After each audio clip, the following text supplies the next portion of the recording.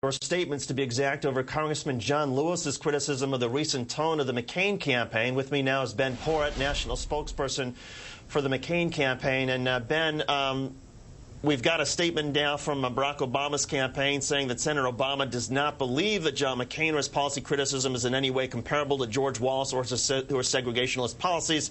But John Lewis was right to condemn some of the hateful rhetoric that John McCain himself personally rebuked just last night, as well as the baseless and profoundly irresponsible charges from his own running mate that the Democratic nominee for president of the United States, quote, pals around with terrorists. What's the McCain campaign reaction to the Obama statement?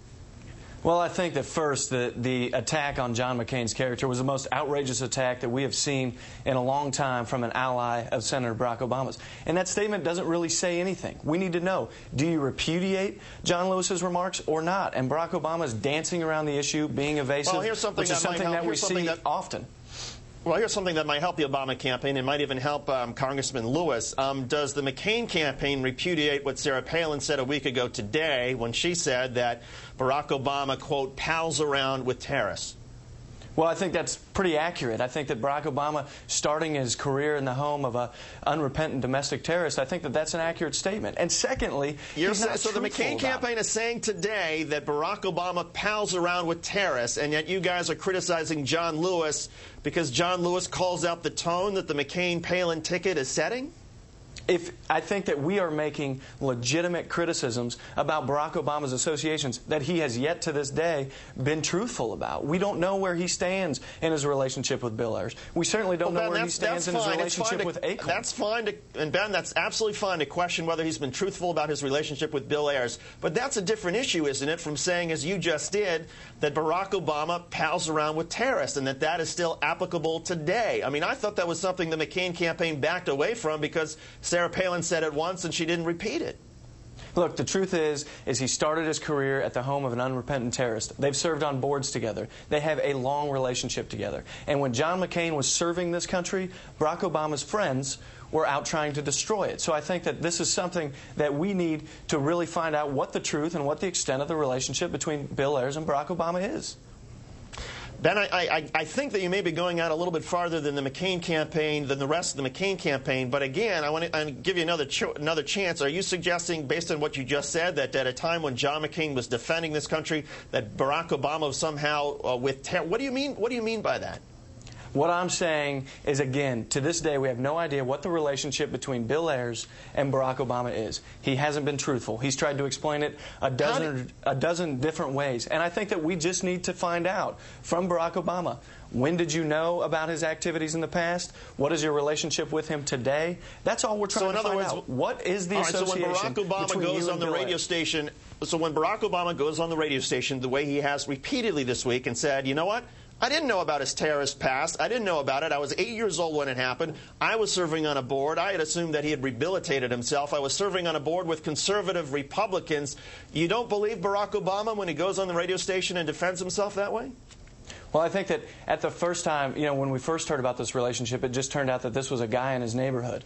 And then we found out that it was an unrepentant terrorist. Then he comes out and he thought that he had assumed that he, had changed his ways. And the truth is that he hasn't. So Barack Obama has tried to explain this a dozen different ways. The truth is it's an alarming pattern with Barack Obama that whether it's Acorn or Bill Ayers or whomever, we don't know the truth behind those associations.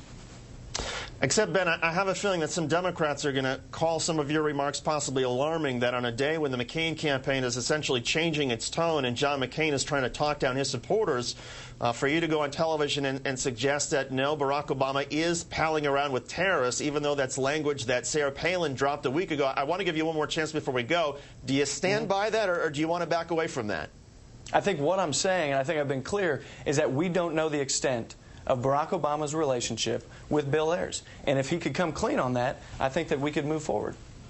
Okay. Ben Porrett, the spokesman for the McCain campaign. Ben, thanks for coming on. We appreciate it. Thanks, Dave.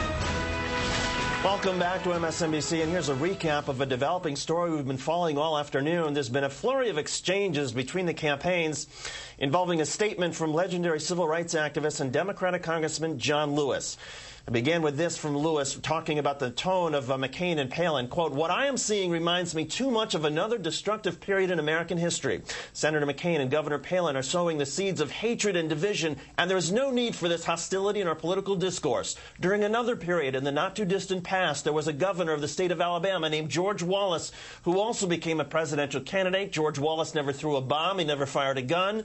But he created the climate and the conditions that encouraged vicious attacks against innocent Americans who were simply trying to exercise their constitutional rights. Because of this atmosphere of hate, 4 little girls were killed on Sunday morning when a church was bombed in Birmingham, Alabama."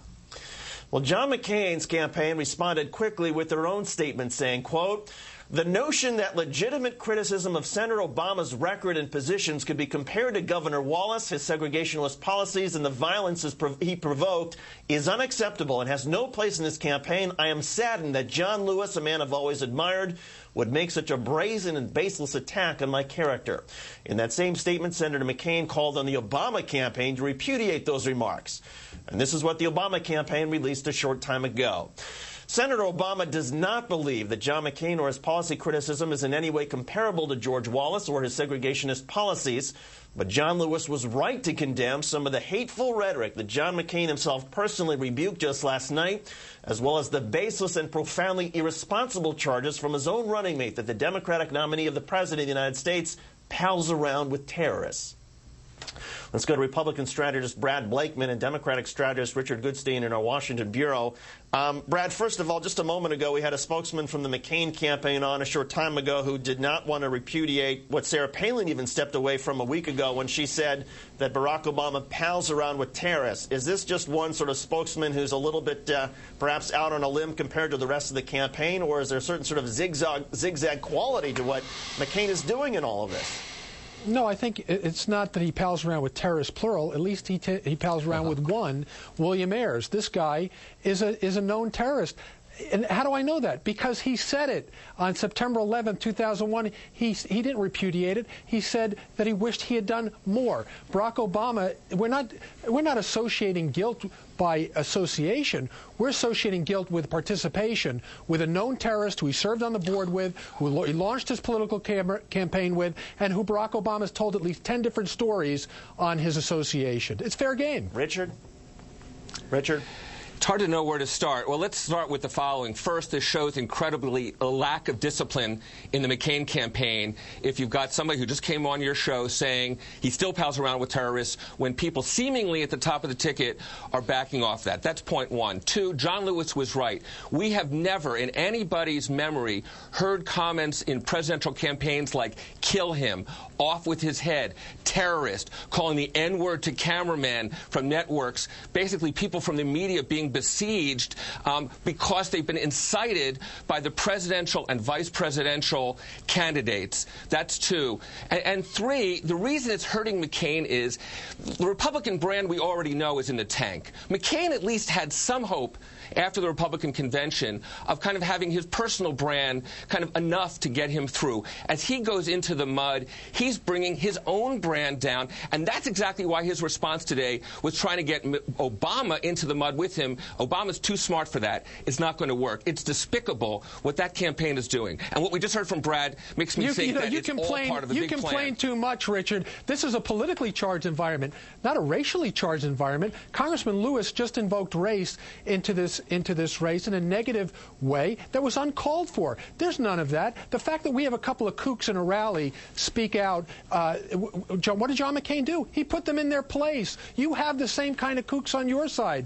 So what we need to do is put these people down, but they're few and far between. It doesn't mean the Republican Party feels that way, nor does the Democrats when we hear your folks spout off. So please don't try and paint the entire Republican Party with this type of racial brush, which does nothing but to harm our democracy. I didn't say Richard, race, go ahead, but I'll Richard. take the evidence that it's not just a... You're saying it's systemic. The evidence is not just a couple... the evidence that it's not just a couple kooks is because yesterday, to his credit, when McCain said, listen, let's talk respectfully. If Barack Obama is president, the country will be in good hands. And people went, oh, don't say that.